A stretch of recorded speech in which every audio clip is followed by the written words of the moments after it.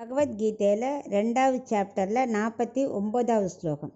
தூரேண ஹ்யவரம் கர்ம புத்தியோகா தனஞ்சய புத்தௌ சரணமன்விஷ்ச கிருபணா பலஹேதவஹ. இப்போ இதுக்குள்ள அர்த்தத்தை பார்க்கலாம். தனஞ்சயான்னு கூட்டுட்டு கிருப்பணான்னு போடுறார் பதில் இந்த ஸ்லோகத்தில். கிருப்பணான்னா தரித்திரர்கள், அதாவது தாழ்ந்த பலனுக்காக கர்மாக்களை செய்கிறவா. அதாவது இந்த லோக இன்பம் அல்லது சொர்க்கம் வரைக்கும் நான் கூட கர்மா செய்கிறவாளை எனக்கு பிடிக்கவே பிடிக்காது. ஆத்ம சாட்சா்காரத்திற்காக கர்மாக்களை செய்கிறவாளை மட்டும்தான் நான் விரும்புகிறேன் அப்படிங்கிறார். அப்புறம் புத்தி யோகத்தை விட கர்மயோகம் ரொம்ப தாழ்ந்ததுன்னு சொல்கிறார். அப்படின்னா ஞான யோகம்தான் பெஸ்ட்டுன்னு சொல்ல வரல. இவர் என்ன சொல்கிறாருன்னா, முன்னாடி ஒரு 3 தியாகத்தை பற்றி சொன்னார் இல்லையா? கர்த்திருவ புத்தி தியாகம், மமதா தியாகம், பல தியாகம்னு.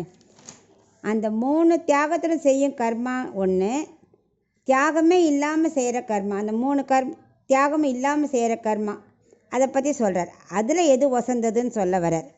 அதாவது நான் கர்மா செஞ்சேன், என் பலனுக்காக செஞ்சேன், சொர்க்கம் கிடைக்கணுங்கிறதுக்காக செஞ்சேன், இங்கே அனுபவிக்கணுங்கிறதுக்காக செஞ்சேன் அப்படிங்கிற எண்ணத்தோட புத்தி இல்லாமல் கர்மயோகம் செய்கிறவாள் இல்லையா, இருக்கா இல்லையா, அவளெல்லாம் எனக்கு பிடிக்காது. புத்திங்கிறது அதோட புகலிடமாக கர்மயோகம் செய்யணும். நான் கண்ணனின் சொத்து, நான் எனக்காக செய்யலை, தாழ்ந்த பலனுக்காகவும் நான் கர்மயோகம் செய்யலை, ஆத்ம சாட்சா்காரத்திற்காகவே செய்கிறேங்கிற எண்ணத்துடன் கர்மாவை செய்யணும், அவள் தான் எனக்கு ரொம்ப பிடிக்கும்னு அதை வசதி சொல்கிறார் இந்த ஸ்லோகத்தில்.